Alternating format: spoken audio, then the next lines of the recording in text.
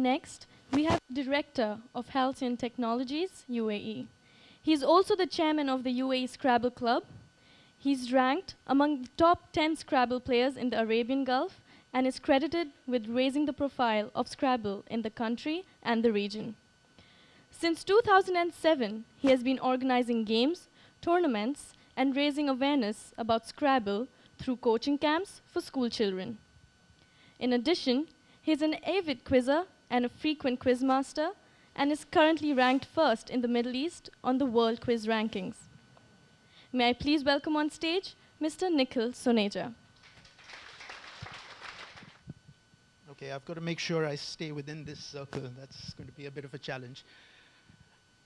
Don't worry, it's not death by PowerPoint. I've just got this so that I don't meander off and forget to come back. So I'm not going to put too much information up there. Thank you for the welcome. That makes me sound very pompous as if I when you put that all together. But yeah, mind sports have been a passion of mine, and you probably read, he's a mind sports enthusiast, and you wondered what on earth could that be, So I'm just going to get straight into that. I mean, what would you say a mind sport is? I know many of you might already have guesses, but let's put a dictionary definition on it, just so that we can be clear. A mind sport is a competitive, skill-based activity where the mental component is more significant than the physical. Okay? The latter part of that definition, distinguishes it from what you conventionally consider sports, things like cricket, football, etc. Those also have mental components. Well, if they're done right, they definitely have mental components. But the physical component is more important. In mind sports, the mental component is more significant. The other two keywords in that are very important also. It has to be competitive in that somebody has to win, somebody has to lose. People have to be pit against each other in competition. And the most important part is skill-based. It's not about luck. There has to be some tangible skill involved, which people can perfect, they can improve so that it improves their chances of success as well. So, okay, that's the boring, dry definition of mind sport. But it's just a good key because you're going to find that many things can be defined as mind sports, and we'll just get into that. We just look at, oops, did I press the wrong button here? There we go. Okay, examples of mind sports. Now, first off, I'll go straight off. I mean, these are the ones that come automatically to mind. If I just said, what's a mind sport, you would have thought of some of these. Chess is probably the most famous mind sport. It's been there for centuries, and it's very developed, and it's very advanced. If you see chess these days, it's so advanced. I find it quite remarkable. It's very well organized. Then there's bridge also. It's a very popular card game. They've got international tournaments, and then you have drafts and backgammon. Backgammon, I believe, was originally what the term mind sport was coined by Tony Buzan for. And there's also the Chinese, and it's popular in all across the Far East, Go, which was also at the Asian Games. So these are all mind sports, but you'd also include mental disciplines, things like speed reading, memory, mental math, and even programming. In fact, I think in South Africa, they even consider speed texting a mind sport. You could even consider many video games. Basically, it's anything that's organized. I mean, all of these have world championships, and all of them also have like a governing body that manages them and sets rules, and it's a very formal structure, just like you would with any sport. So it's the sky is the limit. Now I'm going to stick to my particular choice of poison for mind sports, and that's Scrabble. Mention Scrabble and quizzing. If I go into quizzing, that would probably be a whole different topic, but I'll stick to Scrabble. Now I'm just going to assume everyone's played Scrabble, or has anyone completely skipped Scrabble? Does everyone know how to play Scrabble here? Yes, okay. Does anyone not know? Okay. I'll give you the 2-minute definition since we are running a bit behind. I think I can do that. You can see the board there. Now, Scrabble is essentially, it's a word game. I mean, that's the thing. It looks like a crossword, and that's exactly what it is. But people take turns building up a crossword. So you can see all the words are connecting there. And it can be played by 2 people or 3 people or 4 people, but everyone just takes turns, one after the other. Each person has 7 tiles at all times, and if you play a few tiles, you have to replace them from a bag which contains 100 tiles. Now, if you look at the tiles, I'm not sure you can see that clearly here, but each of them has a specific value on them. That's called the face value. Now, that point value is assigned to the tiles. Okay. Now, Scrabble is currently the most popular board game. I know Monopoly, aficionados might disagree, but it is officially now the most popular board game. I mean, there have been 150 million sets sold in, like 130 countries with, over 29 languages. And as a mind sport, it's still in its infancy. I mean, chess is like hundreds of years old. Scrabble is just about 70 years old. So Scrabble started off was invented by an out-of-work architect in the Great Depression back in the 30s. And he came across this. I mean, he was a word lover. And initially, he didn't have a board even. He started off with just Scrabble tiles. I mean, he came upon this idea of assigning, numbers to letters based on their frequency. So he did this for months. Every day he would look at the front page of the New York Times and he'd see, which letters occurred the most often. So if a letter, by the end of his research, if a letter occurred the most often, it would have the smallest point value. So that's why you have an E is worth 1 point, but say a Q, which is a very unusual letter in terms of this thing, is worth 10 points. Similarly, there are 12 E's in, every Scrabble set has the same number of letters in the back. There are 100 letters. There will always be 12 E's. There'll always be 1 Q, 1 X, 1 J, 1 Z. So that's what he started off with. And, it gradually became so popular. And now we're in an age where, thanks to the internet, it's more popular than ever. You've got Facebook Scrabble. You've got Scrabble for the iPad. And you've even got, similar games like Words with Friends. But Scrabble on its own is still now probably a very popular internet activity. And people have built whole communities around them. And recently, I think they made a major change and everyone was up in arms. So they didn't realize so many people play Scrabble online. Anyways, so that's Scrabble. Now what most of you, even if you're familiar with the game, you probably can't imagine it being played competitively. Now Scrabble is completely like chess, I'd say, in that way. We've got a world federation, we've got world ratings, so there are rankings that are changing with, and there are tournaments all year round. There are hundreds of tournaments. There are probably about tens of thousands of people playing competition Scrabble all year round. Right here in the UAE as well. I mean, we've been playing since 1991, and I will come to that more often. The most important part are the words, obviously. So the words are, as you can see, these are all common words you can see on this board. But the Scrabble Dictionary that governs, every single competitive game that's played has to be played according to the Collins Scrabble Dictionary. Now, that dictionary is quite different from the Oxford Dictionary. It's got tons of more words. I'll show you some of the more interesting changes there. If you think about an average person's vocabulary, based on their education or maybe their profession, if they're an MA in literature, or they might be, just an author by profession, then they need to know more many words. But the range is always about 7,000 to 20,000 words in their active vocabulary. They might have a passive vocabulary, words you never use. The vocabulary of a championship Scrabble player has to be about 50,000 to 140,000 words. Okay. When you get that in, I mean, you have to consider, are there 140,000 words in the English language? I'll just come to that in more of a point. To illustrate this to you, let me just go by, the simplest form, a 2-letter word. Okay, well, you can have a 1-letter word also. We've got AI, etc. But let's go by 2-letter words. Now, if I ask you to go and list every single 2-letter word in the English language, it's not such a big task. I mean, there aren't so many. Every 2-letter word that you've used. And just to help you out, I've gone ahead and listed there. So there it is. I mean, if you can, it's a bit small, but I hope you can see. Do you think I'm missing any of them? Sorry, I know it's a lot to take in. I mean, well, when I made the list, I thought this pretty much covers it all. I don't think I'm missing it. Now, when you come to Scrabble, however, Scrabble says there are 124 2-letter words. Okay. And most of you, if you played online Scrabble, you are familiar with these.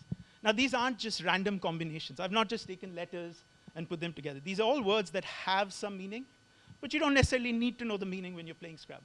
Now, AA, for example, is a type of rough, cindery lava, but that's not going to exactly figure in conversation. I'm not going to say, here, I've got a pocket full of AA. I don't even know how to pronounce it. But it's valid in Scrabble. And I think the reasoning behind that, why they have this, is Scrabble is more about the patterns, etc. Nobody wants to get into a debate about what's a word and what's not a word. Everyone has different vocabularies. I might say, something is a word and the other person. So they decide to standardize it, and they made a dictionary, but they never realized that people would actually end up learning so many words just to play Scrabble.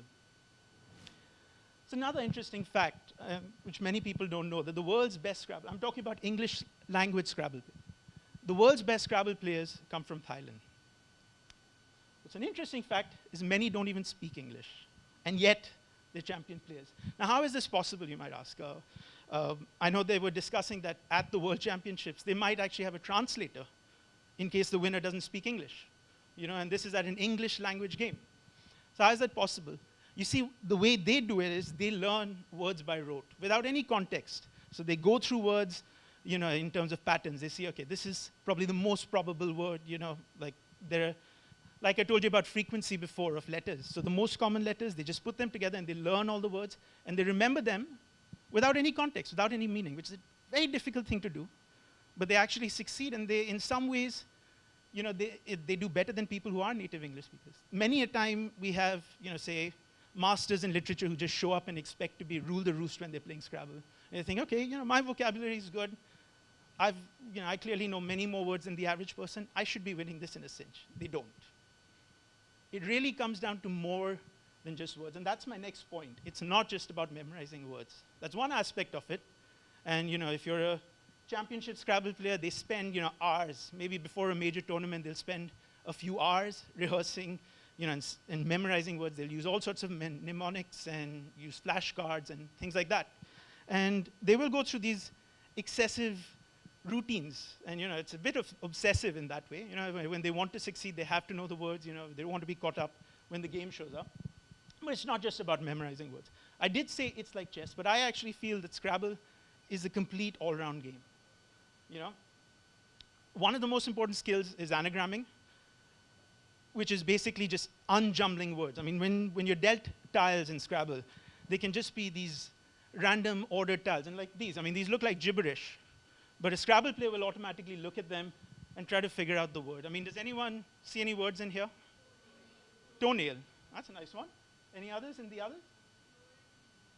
Sorry? Close, but there's an E. You see, this is fun. This is what a Scrabble player's life is like every day. We'll be looking at random, combinations of letters and trying to figure that out.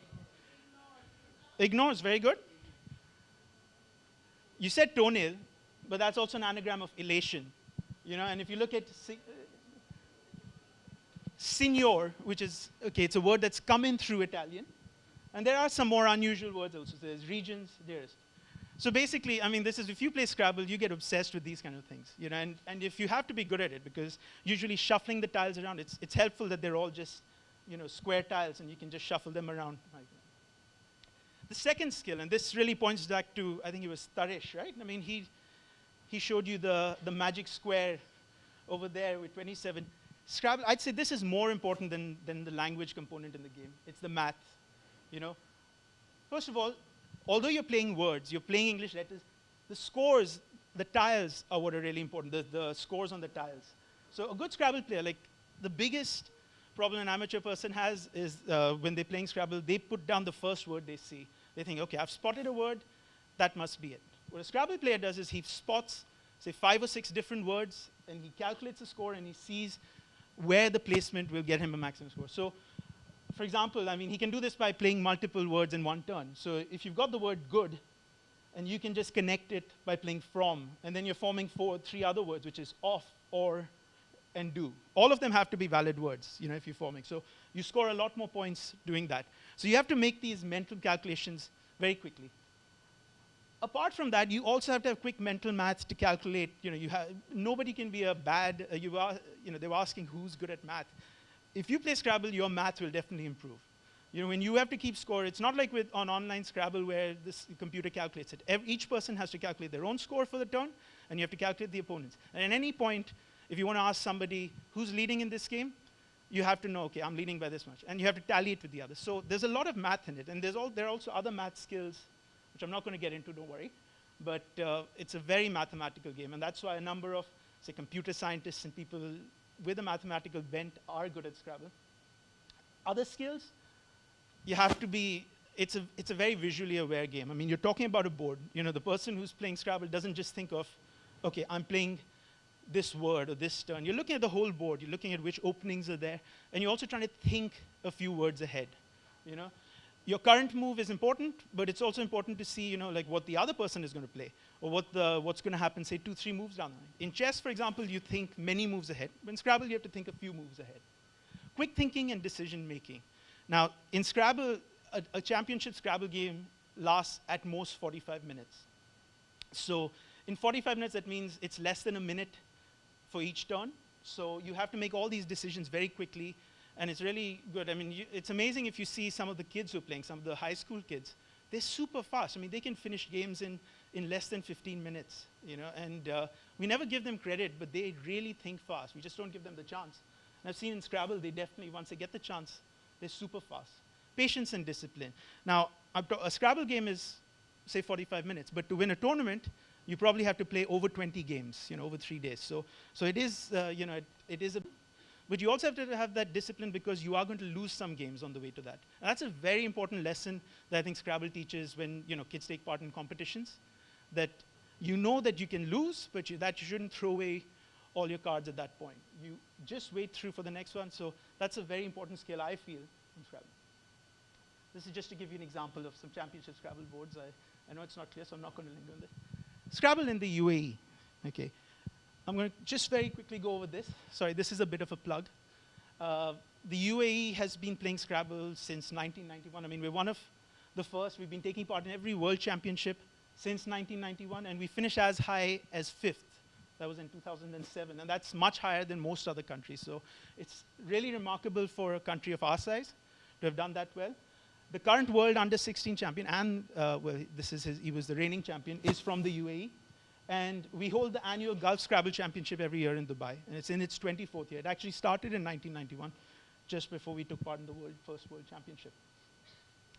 The 2013 World Youth Scrabble Championship took place in Dubai. I mean, this was our crowning glory. You can see that's a game between the guy who eventually became champion, that's Moiz Beg from Pakistan, and that's our under-16 world champion, Navya Zaveri. This was the largest tournament we ever had. It was 136 players from 17 countries, and the UAE finished overall second to Pakistan. So we beat out many countries that have been playing Scrabble for much longer. And I was quite happy to report that Manipal supported us on that, as you can see on that. So thank you for that, belatedly. But these were all the kids playing. We managed to get them into one shot. And as you can see, there's a lot of activity, and that's Moiz Beg who ended up winning. And it was a big deal in Pakistan. In fact, they cover it like a proper sport, so you have interviews with the top winners and everything. So we were very happy with that. Okay, now I finally get to the point, which I know everyone's been waiting for, but I told you I do meander when I talk about Scrabble. Why are mind sports like Scrabble relevant in this day and age? I mean, this seems like okay, they're fun, that's a given. It might not be everyone's cup of tea, but why are they relevant? And why are we talking about it, in a seminar on Student 2.0? Here's what I think. It all comes down to that wonderful instrument that we all possess in that small space between our ears, the brain. Okay? We're very lucky to live in a day and age where we know, where science is advanced to that degree that we know a lot more about the way the brain functions than we used to, If you have they might show you a medical image where, if your brain is doing one thing, it's completely blank. But then they'll have another medical image where it's lit up like a Christmas tree if you're performing some activity. So basically, the brain is just, we figured out that it can be trained.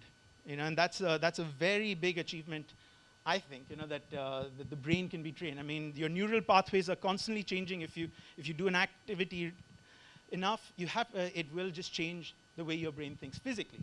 So with our brain constantly changing like that, don't you think we should be nurturing that as well? I mean, I know traditional education, what I consider traditional education is mostly about retaining information and then just, maybe testing it in an exam.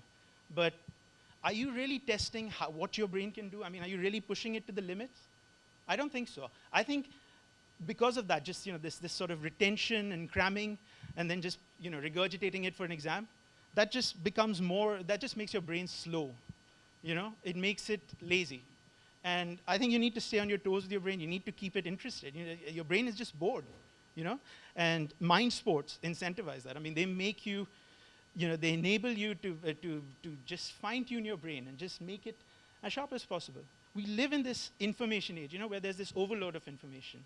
Okay, you've got Twitter streams and Instagram feeds and Google searches, and you're surrounded by information. Information is no longer just a ledger you keep away in a file cabinet. Information is a living, breathing thing that's just all around you, and your brain has to be sharp enough to process it. Okay, it's not going to be sharp enough unless you give it some practice, and that's where things like this happen. And I would like to specifically talk about the workplace. The workplace, now jobs are very different. I mean, I think since I graduated, and I've been working, these days, I mean, you can't just take a job and be an apprentice for to somebody more experienced for a while. You have to be dynamic right from day one. You have to go out there, and you have to be able to be creative. You have to be able to solve problems. You have to be able to think critically, and you have to be able to analyze. And all that is just down to your brain power, your brain agility, really. That's the word I'd really put it down to. And that's what I think mind sports do. Much as you practice being fit, you go and exercise in the gym, you need to keep your brain fit as well, And it's very crucial, and people are recognizing that. In 2002, the British Minister for Sport said, I believe we should have the same obligation to mental agility as we do to physical agility. And that's a message that I think we should all listen to. And that's basically all I want to say on this. Thank you so much. I'll let you go there. Thanks to our sponsors, Yellow Egg Cafe, Farmers, Rasasi, Quanta, Cool & Cool, Barakat Quality Plus, and Korean Printing Press.